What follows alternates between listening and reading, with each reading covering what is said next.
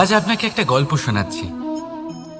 একদিন এক ব্যক্তি নিজের দ্বারে লিখে দিলেন, আজ আমি ভীষণ দুঃখী, আজ আমার সাথে কেউ দেখা করতে আসবেন না। কিছুক্ষণ পরে তার এক বন্ধু এলো, সে সেই লেখা পড়ল, তাও গিয়ে তার সাথে দেখা করল। সে বলল, আমি লেখাপড়া জানি না, কিন্তু আমার বন্ধুর মনের এই বেদনা, এটা আমাকে সবসময় ডাক দেয়। এরাই হলো আসল বন্ধু। কোনো কারণে আপনি যদি দুঃখ পান, কোনো সমস্যার সমাধান না বের করতে পারেন, এই সংসার থেকে আলাদা হয়ে যেতে চান, তাও এই বন্ধু আপনার সাথেই থাকবে। সমস্যার সমাধান না দিতে পারলেও আপনার সম্বল হয়ে অবশ্যই থাকবে। হয়তো আপনার দুঃখ কম করতে পারবে না, কিন্তু আশার আলো অবশ্যই দেখাবে। যখন আপনি সংসারের থেকে আলাদা হয়ে যান, তখনও আপনার সাথে যুক্ত থাকে আপনার এই বন্ধু, আসল বন্ধু। এবারে আমরা মানুষেরা বড়ই বিচিত্র। তারা সব সময় যে কোনো জিনিসের মাহাত্ম্য দুবার বুঝতে পারে। এক, তা পাওয়ার আগে। দুই, তা হারাবার পরে। এবারে ঠিক এরকমই আমাদের বন্ধুরাও হয়। যদি আজ আপনার বন্ধুরা আপনার সাথে থাকে, তাদের প্রতি কৃতজ্ঞ থাকুন, তাদের প্রসন্ন রাখুন, তাদের মাহাত্ম্য বুঝুন। কারণ একবার আপনি এদের হারালে অনুতাপ করলেও আর এদের ফেরত পাবেন না। তাই ভালোবাসুন, বন্ধুত্ব বজায় রাখুন, আর আমার সাথে প্রসন্ন হয়ে বলুন, রাধা রাধা। আমাদের মধ্যে বহু মানুষ মাঝে মাঝে নিজেকে অকর্মণ্য মনে করি। ভেবে নিই যে এত চেষ্টা করার পরেও কিছুই পেলাম না, আর হয়তো পরেও কিছুই পাব না। আর সেই জন্য নিজের জীবনের সমস্ত বোঝা অন্য কারোর কাঁধে চাপিয়ে দিই, নিজের ওপরে বিশ্বাস হারিয়ে ফেলি। কেন বুঝতে পারেন না এই কথাটা? যে যতক্ষণ না পায়ে কোনো কাঁটা ফুটবে, ব্যক্তি কি করে বুঝতে পারবে যে এরপর থেকে নিচে তাকিয়ে চলতে হবে? সূর্যকে নিজে জ্বলতে হয় যাতে বাকিদের প্রকাশ দিতে পারে সে। রাতের অন্ধকারের সাথে লড়াই করার জন্য চন্দ্রিমাকে আকাশে একা উজ্জ্বল হতে হয়। নদী নিজের যাত্রা কি করে করে, নিজের পথ কি করে নির্মাণ করে? সে পাথরের সাথে লড়াই করে তা বানায়। যদি স্বয়ং আপনি নিজের সাহায্য করতে অক্ষম হন, তাহলে নিশ্চিতভাবে আপনার এই জীবন ব্যর্থ হয়ে যাবে। তাই মনে রাখবেন, এই সংসারে নিজের জীবনের ভার নিজের কাঁধেই বহন করতে হয়। অন্যের কাঁধের ওপর শুধুমাত্র পরলোক যাত্রা হয়। সেই জন্য এই সংসারে জীবিত সেই যে আত্মনির্ভর।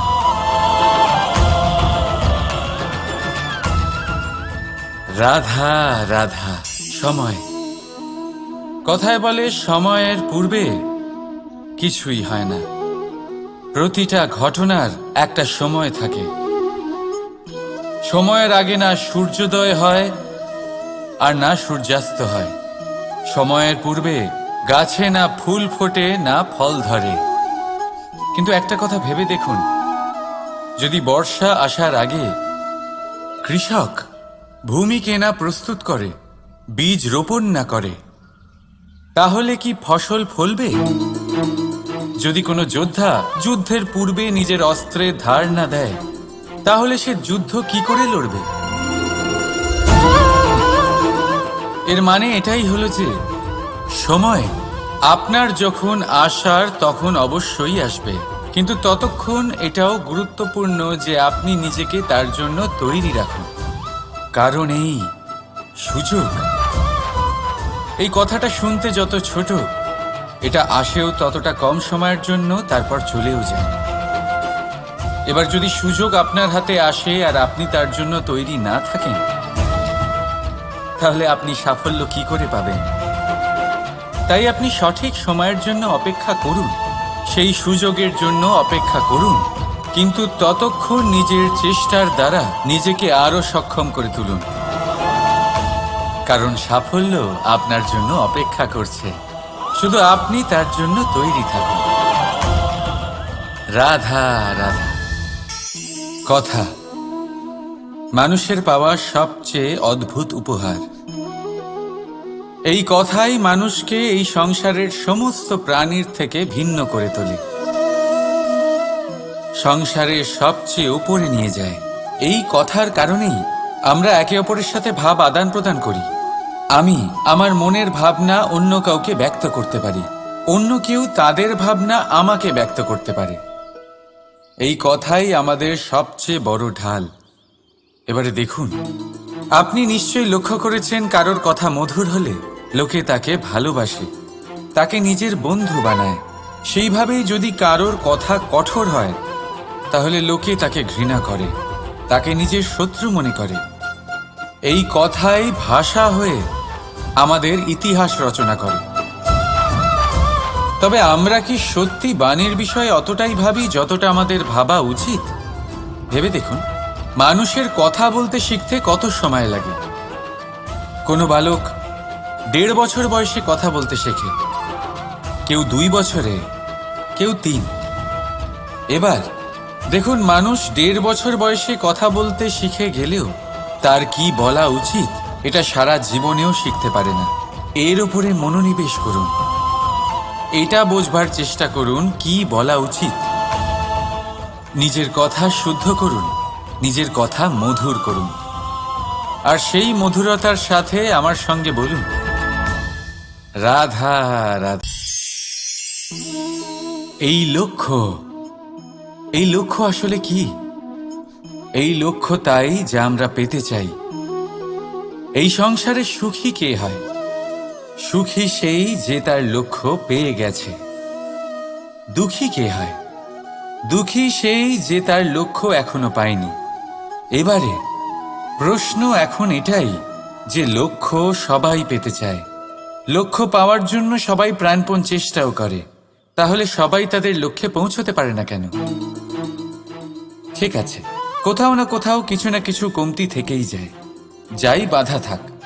আজকে আমি আপনাকে একটা উপায় বলবো এই লক্ষ্য পাওয়ার জন্য। একটা কাগজ নিন, তাতে একটা চিহ্ন বানান, সেটাই হবে আপনার লক্ষ্য। এবারে সেই লক্ষ্যে পৌঁছানোর একটা পথ বানান। এবারে এই যাত্রাকে ভিন্ন ভিন্ন ভাগে বিভাজন করে দিন। এবারে এটা হলো আপনার পরিকল্পনা। এবার এই পরিকল্পনা ক্রমানুসারে আপনি পালন করতে থাকুন, এটাই হবে আপনার চেষ্টা। এবার এইভাবে যদি আপনি চেষ্টা করতে থাকেন, যাই আপনার কল্পনা হোক না কেন তা বাস্তব অবশ্যই হবে। তাহলে এই কল্পনাকে বাস্তবে রূপান্তরিত করুন।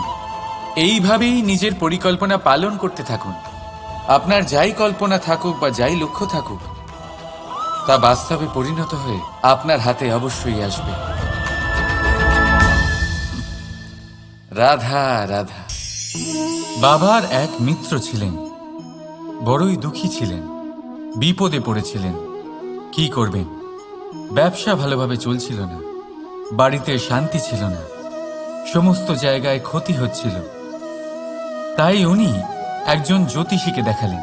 জ্যোতিষী বললেন, আপনার যে বাড়ি আছে সেটা আপনার জন্য অশুভ, আপনার এই বাড়ি পাল্টে ফেলুন। উনি বাড়ি পাল্টে ফেললেন, তবুও ওনার সমস্যার সমাধান হলো না। তারপর একজন জ্ঞানী ব্যক্তি ওনাকে বললেন যে আপনার জামা কাপড়ের যে রং সেটা বিপদকে আমন্ত্রণ জানাচ্ছে, এই জামা কাপড়গুলিকে পাল্টে ফেলুন। উনি সেগুলো পাল্টে ফেললেন, তাও সমস্যার সমাধান হলো না। আবার একজন জ্ঞানী ব্যক্তি বললেন যে আপনার আশেপাশে যে মানুষজন রয়েছে তারা এটা চায় না যে আপনি সফল হন, তারা আপনার ক্ষতি চায়, তাদের সাথে সমস্ত সম্পর্ক ভেঙে ফেলুন। তো উনি সম্পর্ক ভেঙে ফেললেন, কিন্তু তাতেও ওনার জীবনে কোনো পরিবর্তন এলো না। তার মানে তিনি বাড়ি পাল্টালেন, জামা কাপড় পাল্টালেন, সম্পর্ক পাল্টালেন, যেটা পাল্টালেন না তা হলো স্বভাব। এই যে স্বভাব, এটা অত্যন্ত গুরুত্বপূর্ণ। এই স্বভাবই আপনার ব্যক্তিত্ব তৈরি করে। তাই নিজের স্বভাব শুধরে ফেলুন, তাতে ভালো পরিবর্তন আনুন, সব কিছু ভালোই হবে। রাধা রাধা। ক্রোধ। লোকে বলে যে এই ক্রোধ পাপেরই মূল, কিন্তু সত্যি কি এই ক্রোধ পাপের মূল? একটু ভেবে দেখুন, এই ক্রোধ বাস্তবে আসলে কি? এই ক্রোধ একটা অনুভূতি যা আপনার মধ্যে হঠাৎই অসীমিত তেজ সঞ্চালন করে। এবারে আমি আপনাকে কিছু উদাহরণ দিচ্ছি যাতে আপনি বুঝতে পারেন যে ক্রোধ আপনার জন্য ভালো কি না। যদি কারোর সাথে অন্যায় হয় আর এটা দেখে আপনার ক্রোধ হয়, আর এই ক্রোধ আপনাকে তার সাহায্য করতে প্রেরণা যোগায়, তাহলে এই ক্রোধ অবশ্যই ভালো। যদি কোথাও আপনি দেখেন যে কোনো নারীর উপরে অত্যাচার হচ্ছে আর সেটা দেখে আপনার ক্রোধ হয়, আর এই ক্রোধ আপনাকে তার সাহায্য করতে সাহস যোগায়, তাহলে এই ক্রোধ অবশ্যই ভালো।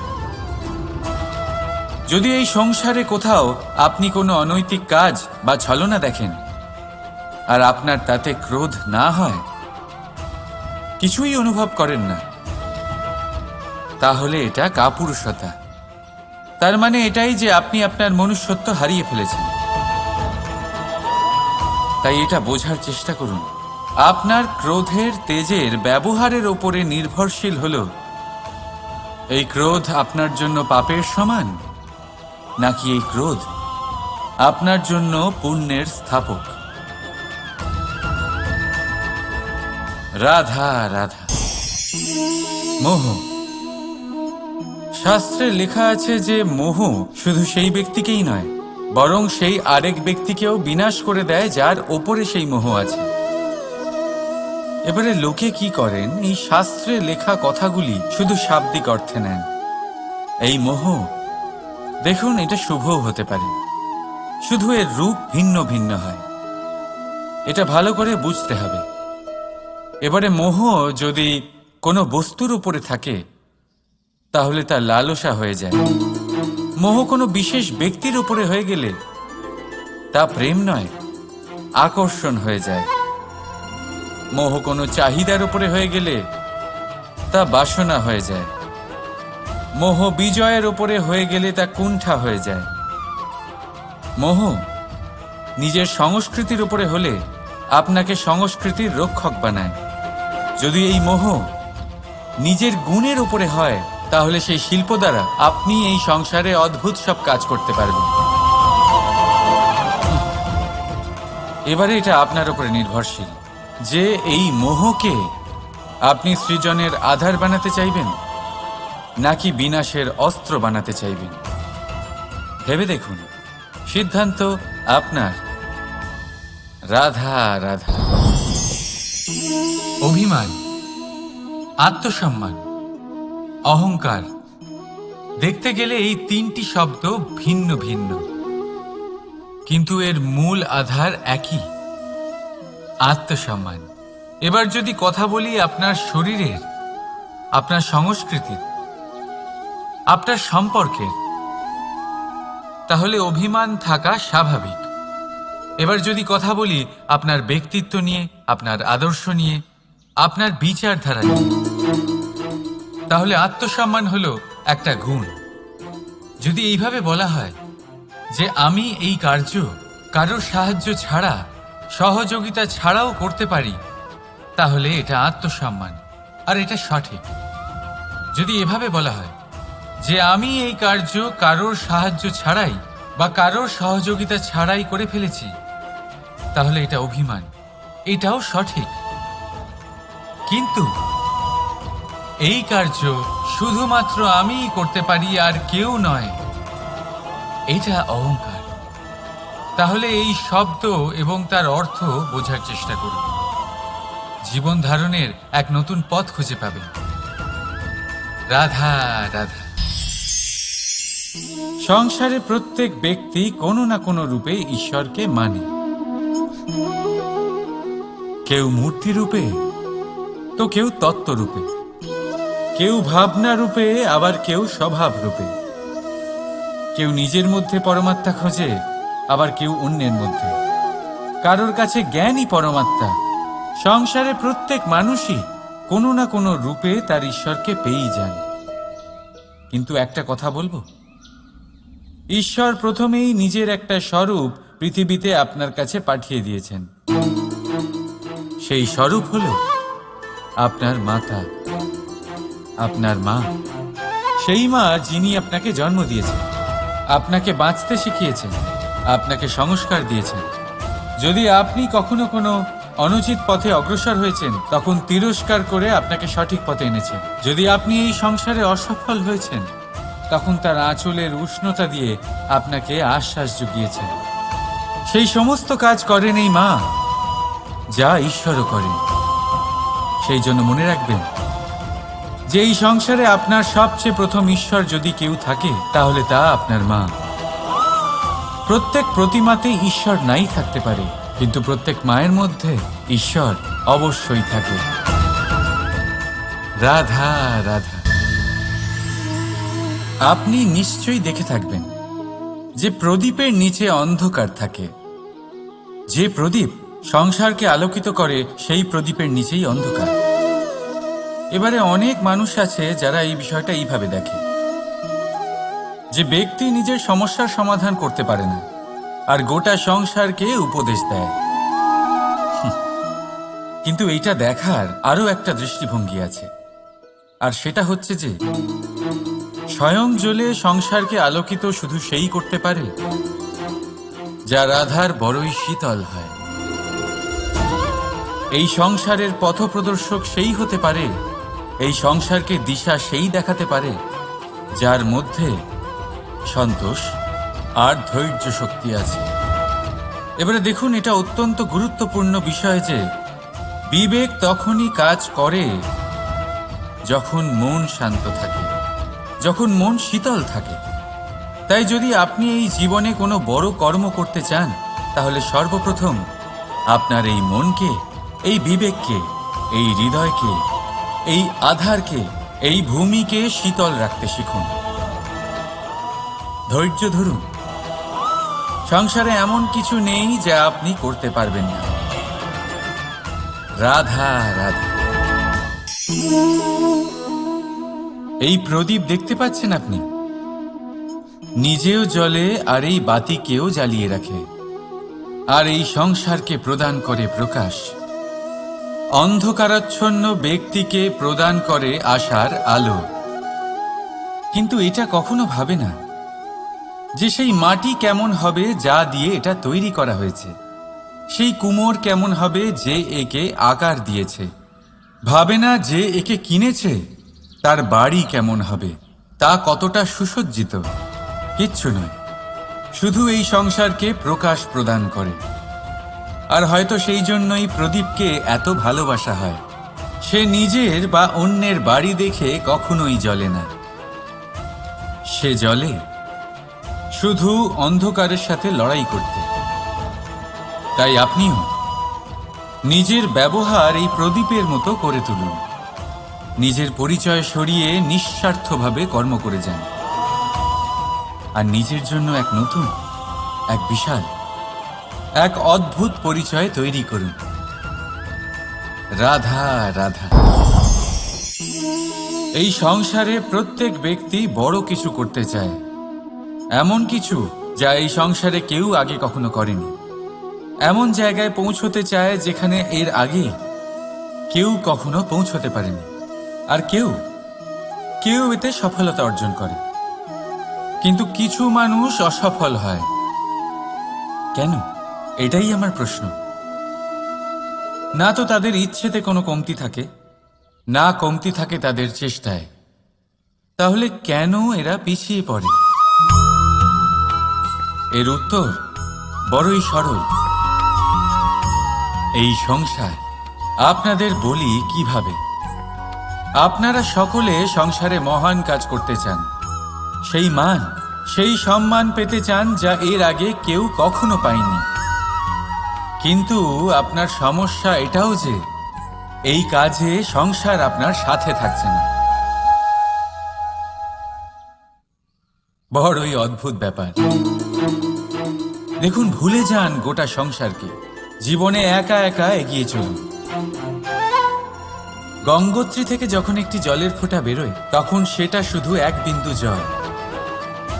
তারপরে যখন সে তার যাত্রা শুরু করে অন্য জলের ফোঁটার সাথে মিশে, তখন সে স্রোতে পরিণত হয়, গঙ্গাতে পরিণত হয়। যদি আপনি জীবনে এগোতে চান তাহলে একলা এগোতে শিখুন, নির্ভীক হয়ে, সাহসের সাথে, ধনাত্মক চিন্তা নিয়ে জীবনে এগিয়ে চলুন, একা এগিয়ে চলুন। আর দেখবেন সেই মান, সেই সম্মান আপনার জন্যই অপেক্ষা করে আছে। রাধা রাধা। কর্ম। মানুষ সর্বদা কর্ম করতে থাকে, আর এই কর্মের জন্যই সে মান, সম্মান, ধন, প্রতিষ্ঠা লাভ করে। এবার মানুষ সবসময় চেষ্টা করে যাতে সে ভালো কর্ম করে যায়। তাহলে আপনাকে বলি, শুধু ভালো কর্ম করাই আবশ্যক নয়, তার থেকে বেশি জরুরি হলো এই খারাপ কর্মকে বোঝা আর তার থেকে দূরে থাকা। কারণ যখনই আপনি কোনো সঠিক কাজ করেন বা ভালো কাজ করেন, কেউ তা মনে রাখে না। কিন্তু এই সংসারে বিষয়টা হলো এরকম, আপনি একটা খারাপ কর্ম করুন আর সেটা সবার মনে থাকে। এই খারাপ কর্ম কাজলের এক কৌটোর মতো হয়। আপনি যতই চেষ্টা করুন বাঁচিয়ে ব্যবহার করার, কিন্তু এই কালিমা কোথাও না কোথাও অবশ্যই লেগে থাকে। সেই জন্য জীবনে ভালো কর্ম অবশ্যই করুন, কিন্তু তার থেকেও বেশি জরুরি হলো এই খারাপ কর্মের থেকে দূরত্ব বজায় রাখা। আর এটা অবশ্যই করবেন। রাধা রাধা। সংসারে সমস্ত জায়গায় এই ব্যবসা চলতে থাকে। কিছু পাওয়ার জন্য কিছু দিতে হয়, লাভের জন্য কিছু বিনিয়োগ করতে হয়। যদি কারোর অনুভূতি জানতে হয় তাহলে নিজের অনুভূতিকে ব্যয় করতেই হবে। এবার দেখুন না, কারোর আসল চেহারা যদি জানতে হয় তাকে স্বাধীনতা দিয়ে দেখুন। যদি কারোর মনের শুদ্ধতা জানতে হয় তাহলে তাকে ঋণ দিন। যদি কারোর গুণ জানতে হয় তাহলে তার সাথে একসঙ্গে বসে ভোজন করুন।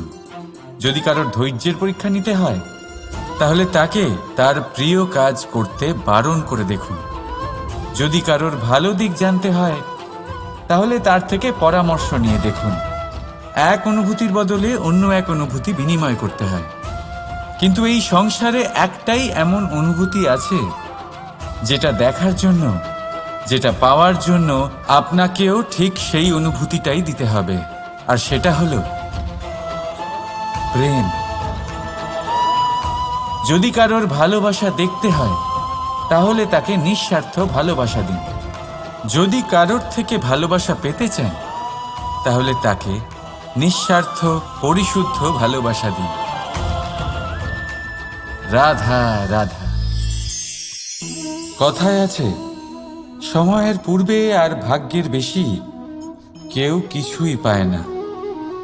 এবার এর মানে কি এটাই যে আপনি শুধুমাত্র সময়ের অপেক্ষা করবেন, সবকিছু নিজের ভাগ্যের ওপর আর কপালের ওপরে ছেড়ে দেবেন, নিজে কিছুই করবেন না?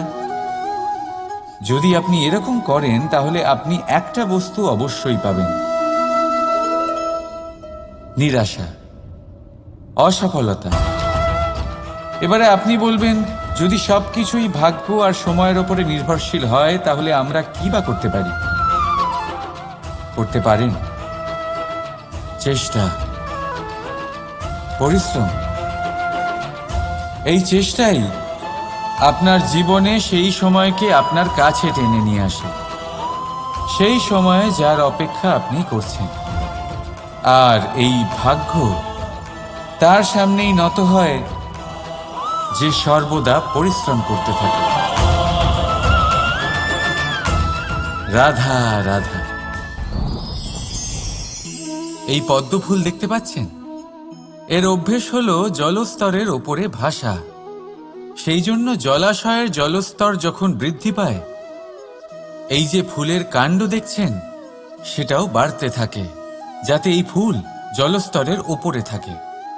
কিন্তু যখন সেই জলাশয়ে জলস্তর নামতে থাকে, সেই কাণ্ড নিজেকে ছোট করতে পারে না, আর এই ফুল নিজের ভারে নিজেই ভেঙে পড়ে। এবার এটা আমাদের সাথেও হয়। সময়ের সাথে আমরা জীবনে যত সাফল্য পাই, আমাদের জীবনের স্তর বাড়তে থাকে।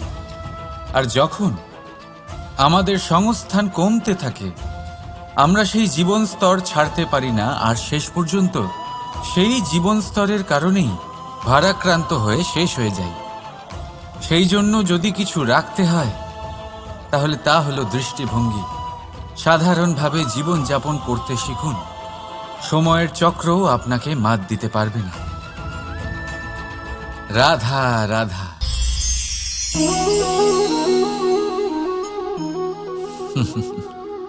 সময়, এই সময় না কোনো ব্যক্তি, না জীব, না বস্তু, তাও সময় জীবিত থাকে। এই সময়ে না জল, না অগ্নি, আর না বায়ু, কিন্তু তাও আমাদের জীবনের আধার এই সময়। দেখতে গেলে মানুষ এই সময়ের হাতের খেলনা। কখনো আমাদের সময় ভালো হয়, আবার কখনো খারাপ। কেউ সময় আসার প্রতীক্ষা করে, আবার কেউ সময় যাওয়ার প্রতীক্ষা করে, কিন্তু এই সময় কারোর হাতে ধরা দেয় না। এই সময় যা কেউ দেখতে পায় না, এটা সবাইকে সব কিছু দেখিয়ে যায়। দেখিয়ে যায় যে আপন কে আর পর কে, আমাদের শুভাকাঙ্ক্ষীকে আর ক্ষতি কে চায়, আমাদের মিত্রকে আর আমাদের শত্রুকে। এই সময় আপনাকে দেখায় যে আপনি কতটা শক্তিশালী, সেই সময় আপনাকে দেখিয়ে যাবে আপনি কতটা দুর্বল। এই সময় সব কিছু দেখিয়ে যায়।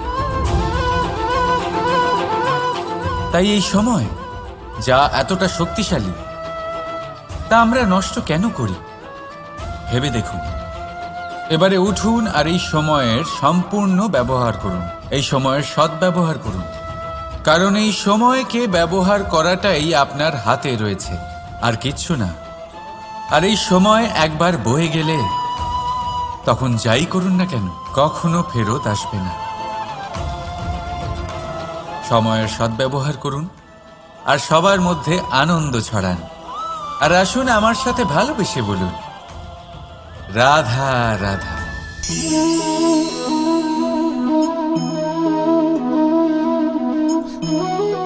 এই জল দেখতে পাচ্ছেন আপনি? এটা ঘোলা জল, এতে ময়লা মিশে আছে। কিন্তু যদি আপনি এটা কিছুক্ষণ এমনি ফেলে রাখেন, তাহলে দেখবেন এই ময়লা আপনা থেকেই নিচে থিতিয়ে পড়বে। কিন্তু এই পাত্রটা নাড়াতে থাকলে এমনটা হবে না। শান্ত ছেড়ে দেবেন, তবেই এই ময়লা নিজেই নিচে চলে যাবে। ঠিক সেইভাবেই যখন আমাদের জীবনে কোনো সমস্যা আসে, কোনো অশান্তির সৃষ্টি হয়, তখন উত্তেজিত হয়ে পড়লে, নিজের সংযম হারিয়ে ফেললে আমরা এর সমাধান পাব না। শান্ত থাকলে তখনই সমস্যার সমাধান পাব। তাই মনে রাখবেন, ধৈর্য আর সংযম দ্বারা শান্ত মনে বিচার করলে যত বড়ই সমস্যা হোক না কেন, তার সমাধান আপনি অবশ্যই পাবেন।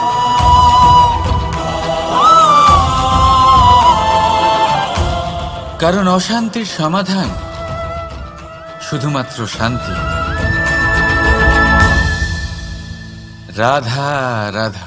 প্রজাপতি আকাশে উড়ে বেড়ায়, সে সুন্দর ফুলের রস আস্বাদন করে, উন্মুক্ত উড়ে বেড়ায়, কিন্তু তারও বিপদ কম কিছু নেই। যেমন হলো পতঙ্গ, জন্তু এই প্রজাপতিকে নিজের আহার করে নেয়। তাকে এদের থেকে সাবধানে থাকতে হয়। সত্য হলো এটাই যে এই প্রজাপতি ততদিনই সুরক্ষিত থাকে যতদিন এদের পাখনা বৃদ্ধি পায় না।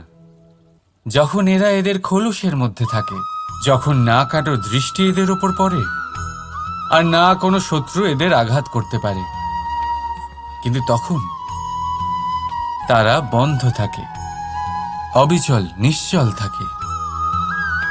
এই সুন্দর সংসার দেখার জন্য, এই সুন্দর আকাশ পাওয়ার জন্য তাকে তার সুরক্ষা ক্ষেত্র থেকে বাইরে বেরিয়ে আসতেই হয়। আর এটাই জীবনের নিয়ম। মানুষের সাথেও ঠিক এরকমই হয়।